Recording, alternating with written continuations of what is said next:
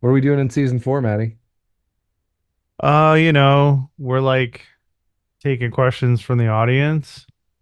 Yeah, Yeah, we've got some. So if you've got one, johndmantis@gmail.com. please keep it brief. Yeah, do that. Keep it brief. I feel like behind the scenes, I feel like I've got Matty slightly on edge because I just came in hot right before we hit record and like I got a question. Let me take the lead on this one. And he's like, "What? What's Jesse Well, doing?" you also said you wanted to do bits, so I'm trying to let you do a bit if that's what this is. I don't know. I don't have a bit. I just, it, it'll come. Or comedy is organic. Oh, it is? I don't know anything about comedy.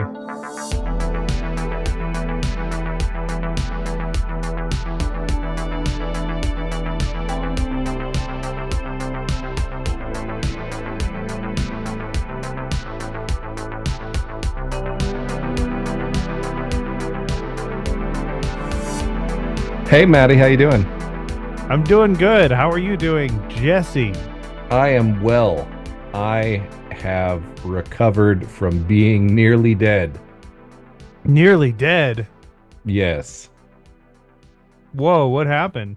I was just really sick. Oh, oh, is that all? Yeah. That I didn't get out of bed for like 5 days. It sucked. But it wasn't Oh COVID. my It's weird. God. Yeah. Oh my God. It That's was not awful. not a good time. That's terrible, Jesse. So sorry to hear that. Well, I'm okay now. And we're That's good. here recording the Jaunty Mantis, Yeah, we are recording the John D. Mantis a video podcast time. that's full of creative questions for curious gamers. Oh, does that mean you have a question for me? I do, but I have some bookkeeping first. Okay, sure. So, hey, listener out there, uh, do me a favor. If you're not driving your car right now and you're listening on Spotify, just hit that little button that brings up the information for the podcast. Hit the About tab, and there's a review button. Just hit that and give us stars. You don't even have to type anything. Just give us some stars. I would like more people to hear this. And if you like us and would like that too, that's a way that's really easy and quick that you could help. But I have a question for you Do as you per the now? format of the show. Okay, what is your question? Would you ever be interested in playing in a mecha or military campaign? A mecha or military campaign? Yeah, and this is not an ulterior motive like trying to get you interested into a campaign I'm going to pitch. I'm just legitimately curious about this. I'm pretty sure I know what a military campaign is, but what is a mecha campaign? Where the PCs pilot giant kick-ass robots. Well, Jesse, little do you know that some of my gamer origin story, which I did not talk about in our first episode because I didn't think it was exactly relevant. Um, but part of my gamer origin story involves a game called BattleTech. The game of armored combat? And I played a I did I actually I never played the character. I made a BattleTech pilot of some sort because I had a couple of friends when I was a kid. I played D&D with them a little bit.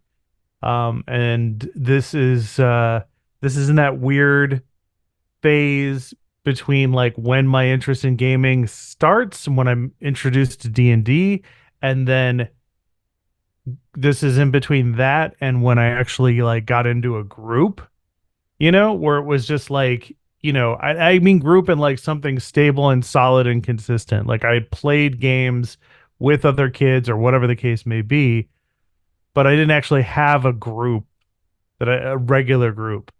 So a Yeah, I friend won. had like a Robotech book of some sort, and we made characters out of it.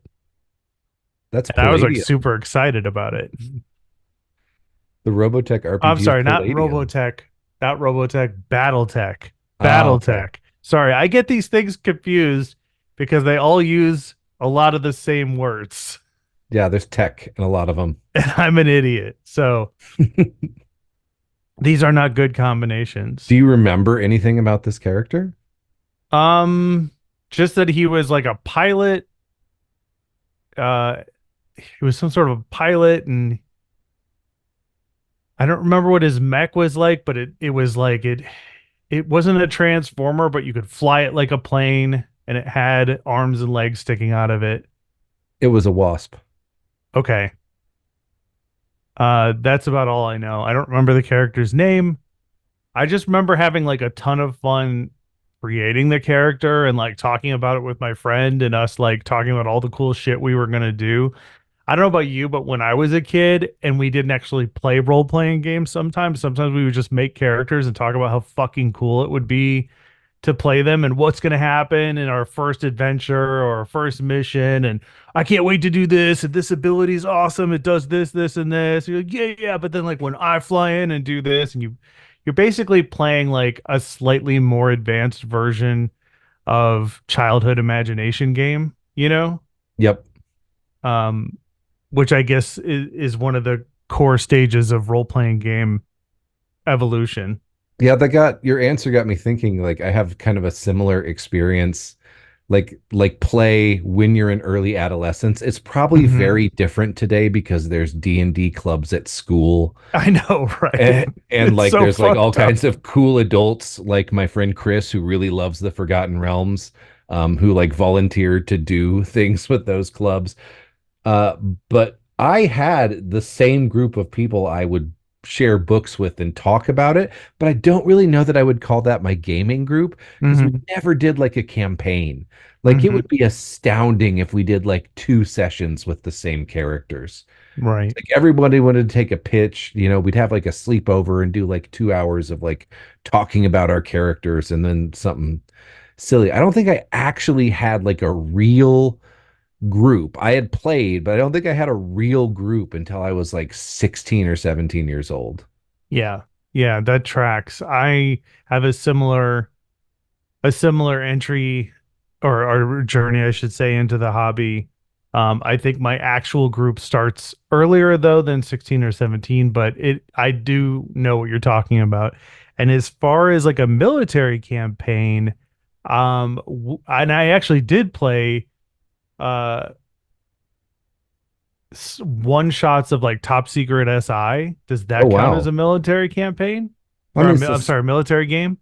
depends on the character, I would guess, but yeah, I'd be willing to count that. Yeah. So Top Secret SI. I've never played like a true blue historical. Like in the Cypher system, this gets put under like historical game, Yeah. right? So I'm a little bit confused here because you have like historical game and then you have game in the real world. And I don't know what the difference of those is, other than obviously one takes place at a time in history and the other one supposedly takes place right now. And I've never played in a game that just took place right now. You know what I mean? I Okay. played in games where we were cowboys or like I played it like I said, I played it a top secret SI game, but it wasn't really based on reality and I wouldn't have called it a historical game. You know what I Yeah, mean? I think when I say military game, I mean a game where the PCs are all members of the same military unit within a chain of command and get told to go do missions to achieve the military goals of a greater military force. Okay. Whether that is a standing army in any sort of campaign setting or a resistance group a la Star Wars. I don't know. Then I have also done this, and it was not in a fantasy or science fiction context. I don't know what game we were playing, but when I was a young lad, I was friends with a couple of brothers. I won't mention them by name because it's a podcast, but I was friends with a couple of brothers who were really into like D&D and gaming, and they were also like really into like war movies and then the surrounding like a Is movie this the like Predator. McElroys? Were you friends with the McElroys Oh growing up? no, no, I probably wouldn't be able to stand being around the McElroys for like 5 minutes, even though I love them. It would probably drive me crazy. But like they were really into movies like Terminator, Terminator 2, Predator. Like they were really into like Yeah, they were adolescents in the 80s, GI early Joes and 90s. guns and stuff like that. You know what I mean? Um, so like once we did, I think we did play a game once or twice where we were like a three man behind enemy lines in the jungle special ops team of some sort. If I'm remembering this correctly, Oh so wow. yeah, and it's like, of course, the older brother was in charge. He was the commanding officer, and I was just happy to be there. So, like, I, so I have a little bit of experience with that, I guess, but not in an adult sense, I guess. Okay. Does it appeal to you at all, the idea of doing either of those things? It does and it doesn't. It appeals to me. The military one appeals to me from the point of view of it's something that I have very little experience with. And like I just said, the last time I tried to reference it was when I was a child. So I would be interested in the idea of a game where we're playing like soldiers who have a command structure and we each have a role and a job. And what does that look like? And the player character that is in command, how does that work? That's intriguing to me as like at least as a thought experiment. You could probably convince me to play it, Yeah. but I'm definitely a certain part of my gaming is goofy, weird, funny, you know, dumb stuff, and I feel like that kind of degrades from the military game. If that makes any sense, like a military game to me seems like fucking Van Damme serious. You know what I mean? I don't know. I mean, like the soldiers on downtime when they're not on mission, if Mm-hmm. watching war movies has taught me anything, they're doing goofy, dumb, Yeah. normal, normal things people in their early 20s do. Like Right. when they're, highly trained and stuck in the middle of a terrible place. Yeah. Yeah. Well, what about you? Does that have appeal to you? Is this, even though you said you weren't trying to recruit me for a military campaign, if that was available to you tomorrow to run No, or I'm play I'm in, would trying you to do get you it? to join the army. I want us to join the army together, Well, it's in a little real too late for life. that. I'm in my 40s. I don't think they want me. Coast Guard, trying to get us to join the Coast Guard. And um yeah, no, I don't I've been hearing, so I've been listening to this other podcast. I'll quick shout out to them. They're called System Mastery. They review dead RPG games, and they've talked about some with military stuff in it that reminded me, and they've talked about a mecha game, and it's just like, oh yeah, Hmm. I kind of like these ideas. Um, Why does it appeal to you? I don't know why I want to tell a war story, but I want to Interesting. tell a war story. I want to be involved in a war story. Hmm. Um, and this goes back to an earlier bonus episode about serious games, like Hmm. conversation. Like I feel like it would need to be a little bit serious. Like I've tried to run, um, when Fantasy Flight had the license to make RPGs for 40K, one of them was Only War, the RPG where you are just an Imperial guardsman, just a rank and file guardsman. Hmm.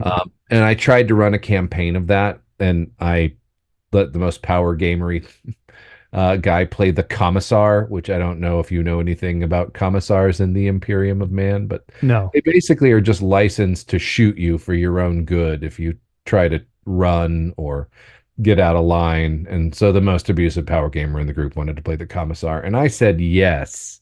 Hmm. Well, I at the time didn't think I could say no to somebody's character pitch, but I should have said no. Um, and the thing that I realized running this game that I would have to be a session zero conversation coming back to it is that like if you're just playing a soldier who's just playing the objective of the mission, it is boring as shit to run a military campaign. Hmm. But if you, like real soldiers do, you are looking for creature comforts and a break from the terror and drudgery of army life. So, like when you're sweeping a city block and you go into a building, you're going to check for liquor bottles. Hmm. Like you're going to gamble contraband, probably. Those are interesting color scenes in a military game that would make it interesting. I see. And I think you'd have to have all the players on board. I would love to play a game where all the players are on board to do just that. Hmm. And then I would use I think it's Starvation Quick. It's a supplement for Stars Without Number, Okay. Kevin Crawford, that has a bunch of like mission tables, but then there's a twist. Mm-hmm. Because I was always like, oh yeah, go to this point and fight this enemy. I mean, I don't know how the military actually works, so coming Mm-hmm. up with missions is kind of hard. But this had it, and then like there's a twist. As you're advancing through the city, you meet a convoy of refugees trying to get away from something that's behind them. What do you do? And I'm like, that's interesting. Yeah. Yeah. And then a mecha game, I just love giant stumpy robots. And so, How can you not? yeah, like, There's a very high proportion of military who play role-playing games throughout mhm. our history. I'm not just talking about in the modern sense, but also very much in the classical sense. I'm thinking, of course, of my friend Steve. He was in the military and one of the biggest D&D fans I knew and one of my best players when I had him at the table. But in almost every group within reason that I've been in, there's either been somebody who was in the military or was military bound, or there was some sort of military adjacency. Like it is aspect of our culture and our community that I don't think gets enough credit. Like I remember sending gaming books overseas to soldiers in the Iraq conflict when at that time. So, why do you suppose that is? I mean, I think it's something you can do in a stationary place that doesn't require a whole lot of resources to do. Mm-hmm. And you're probably, if you're like out, you're probably bored out of your mind most of the Mm-hmm. time. Yeah, And but then what about, you know, pre or post for your tour or whatever? Sorry, I'm not a military person. I don't know the lingo. I apologize. um, yeah, I mean, if you've had fun doing it, like when you were like in the service, why Mm-hmm. would you not do it when you got back? I would be very interested in hearing from maybe if one of our listeners is military or was in the military or whatever. I'd be very interested to hear what the military perspective, like what the soldier perspective is on role playing games. Like, is there a specific appeal or do we just have nerds everywhere? Yeah. And I'm, but yeah, no, I definitely know what you're talking about. Like, there's tons of guys I know from game shops that were in the military and are Hmm. big gamers, war gamers, magic players, TTRPG players, like all across the diverse branches of nerddom. Yeah. Um, yep. And then I also have a horror story I wanted to share about Oh, this. please do. So, okay. So, Palladium published, Kevin and team did not write, but Palladium published a Vietnam role-playing game Oof. called Recon. And it is exactly, I would do not go and seek this book out. It is incredibly casually racist, as only a book about Vietnam published in 1982 can be. But then they made a revised Recon, and like seriously, the PCs are special forces troops in Vietnam, and then if they survive their tour, there's rules for getting work as mercenaries, and then they go do mercenary missions. Um, yes, that's the game. Mm. Okay. Uh, when I was in middle school, or maybe no freshman year, yeah, it was freshman year of high school. We had a history teacher and track coach named Mr. I won't say his full name. I'll just call him Mr. K. And Mr. K, I was sitting in study hall one day reading my copy of Advanced Recon. Now, he was in his, like late 40s. This was 1991. So doing some math on ages there, you know. Hmm. And I'm looking at that, and he walks by. He's like, "What's that?" And I mean, you know me. You say it's my superpower. I will glibly and blithely talk about any like RPG nerd thing I'm into. I'm like, "Oh, it's a pen and paper role playing game. It's a lot like an improvisational theater of the mind sort of shared storytelling experience, but this one's about the Vietnam War." And he looks at me and goes, "Why would anyone make a game about it? I was in Vietnam." And, like my face goes white. And he's like, "You know why it's not a game? You know what they did? The VC would come in to the villages around where we were stationed on our bases, and they'd take all the men away out to re-education camps for like 6 months, and they'd just keep the men folk away. So there was no way that the women could make money unless they became prostitutes. And so then they'd let that happen, and then after 6 months, they'd come back and say, "Look what the Americans did to your women." And I was like, "Sir, I am 12." Holy shit. Yeah. So That guy that was in the shit. never played recon Yeah. or advanced recon. Advanced recon. I mean, I think I had a history teacher who would he was super old and had sailor tattoos and like he was definitely military, ex-military, and he would build guillotines and chop the heads off of Barbie dolls. And he once uh uh hit a kid's desk with a machete to wake him up from sleeping. oh And the only wow. thing I could think was like, this is the coolest grandpa I've ever seen. Like, I wonder if he'd play a military campaign. Have you heard the story about like the Star Wars game at the Hard Rock Cafe? It's no, kind of like an apocryphal internet legend. really. Yeah, I've never heard this. it was like some promo, like I think it was like when the D20 Star Wars came out. That was like some promo this guy was running at, like, I don't know why, the Hard Rock Cafe or something, and like this elderly British couple signed up for it, curious about what it was. And like the guy had been in the SAS, Oh like no. in World War II. And he was just like, "Oh, so this is a resistance cell." And like, the story goes, they stole a truck and mounted like an E-Web repeating blaster to it. And then he was commanding everybody, and people just called him the Colonel. And like, apparently, he had a blast playing Star Wars and led a field resistance using his knowledge from being like a British commando Oh during World wow. War II. Oh It's wow. it's out there, and I think of that story with glee and be like, yeah, maybe I shouldn't run a military campaign because it'll never be that good. Well, I But think that Mecha, giant stompy Mecha.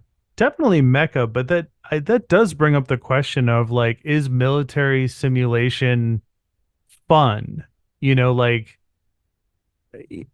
is that I don't want to say is it offensive, but it's like we have video games that simulate war, and then there are people in our society that have served in the military and seen shit and come back with traumatic, stress issues and spend time trying to recover them and never the same. And it's like I always wondered, I in my video games and my role playing games, I need an element of cartoonishness to it. I need that separation from reality.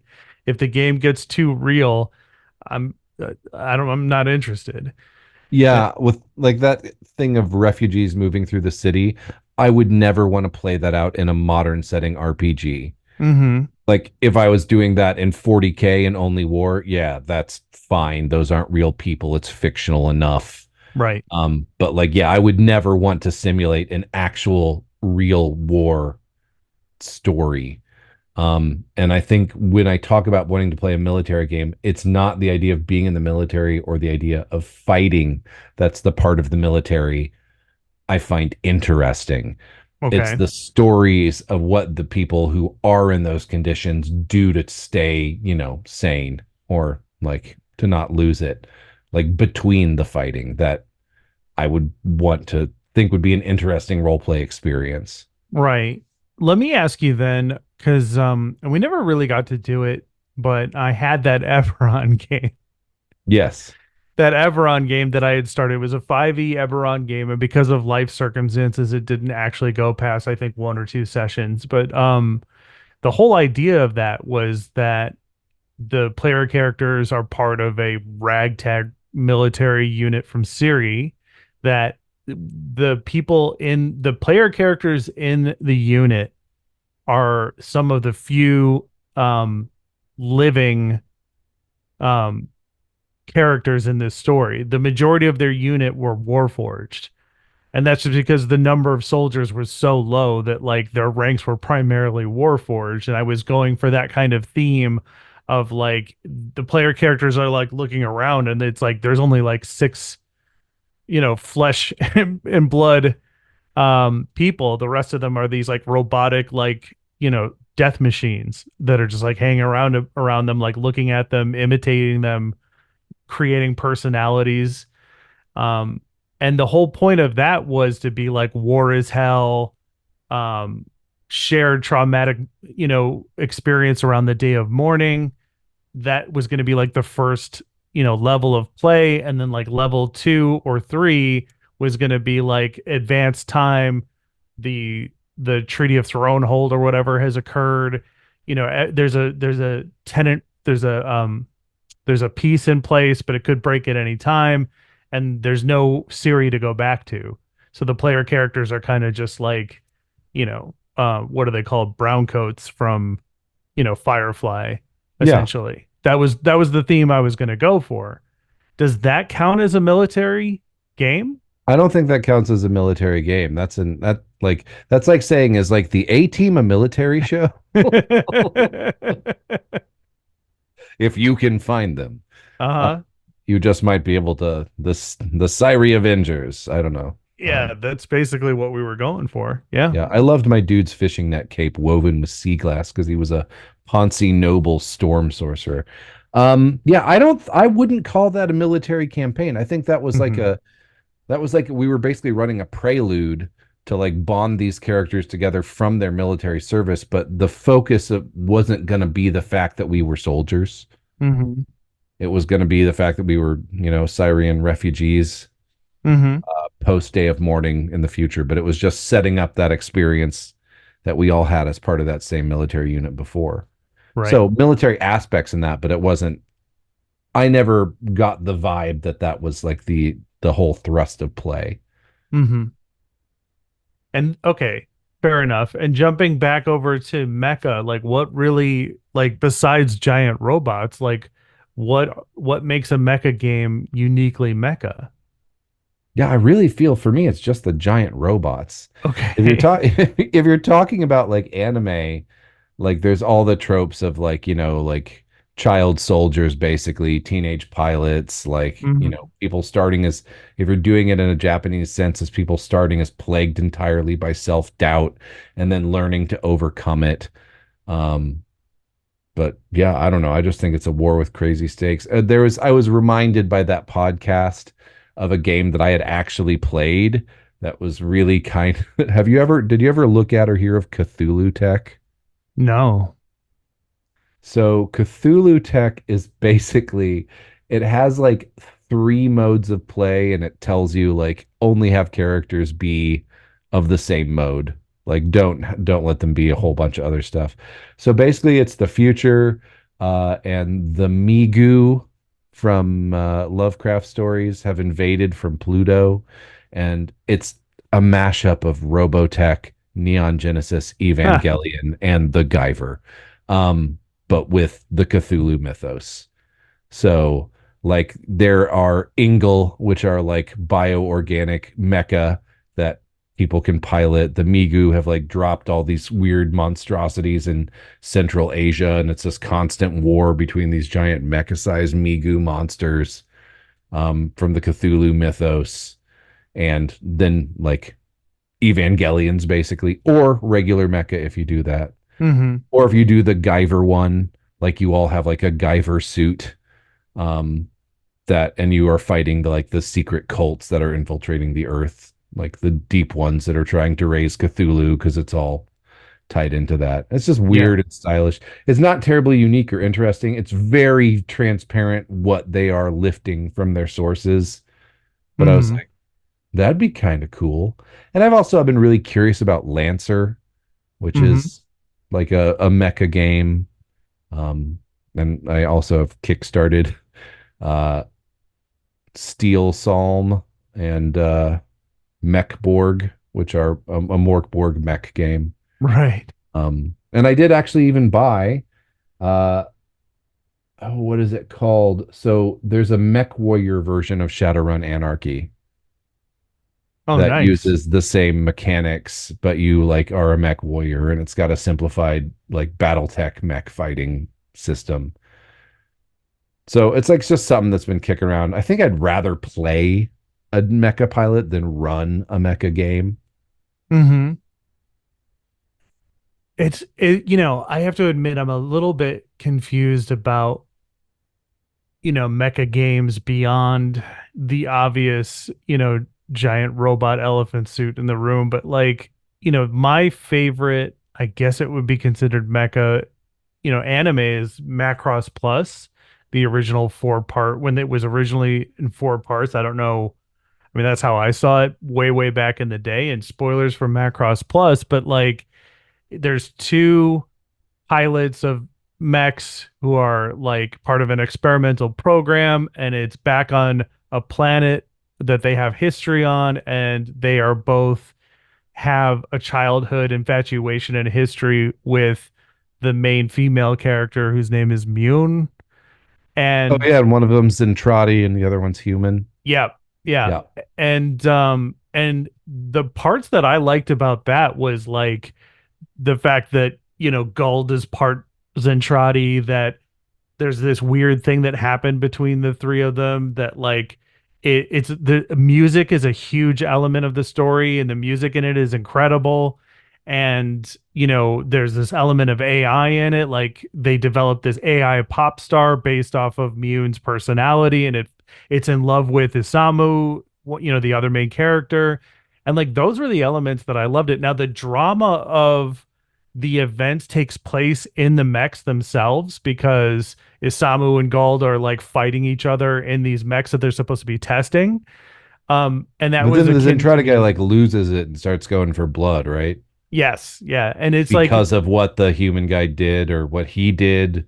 yes, It's been forever since I've seen that, but the stakes very quickly become this is not just a test, and then there's missile blossoms, yeah, yeah, lots of missile blossoms. yeah, yeah. So like I get the appeal behind the mecha element, but the thing that I loved most about that being my favorite, one of my favorite anime, is like all of the character, all the stuff between the characters and the rich history of this universe, and how it's not God, spoon feeding it to Spuffhead, you. yeah, You know what I mean? The music, in Star Wars, the lightsaber fights have so much context to them related to the story. And I felt like this, I thought in Macross Plus, the mecha fights were doing basically the same thing, just at a much grander scale. So it's like those are the things that I liked about it. I've watched other mecha style anime, and it really hasn't done the same thing. I mean, maybe I'm just not watching the right stuff. yeah. Um, I've only felt like I like conceptually, I like Gundam. I like mhm, Gundams as war machines.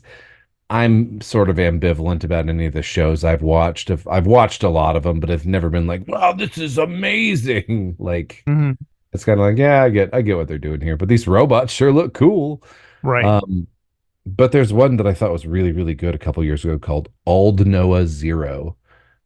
Had like 2 seasons, and I thought it was the best of all the ones where there's a teen, like an emotionally distant teenage pilot who winds up accidentally piloting this thing and turns out to be humanity's savior.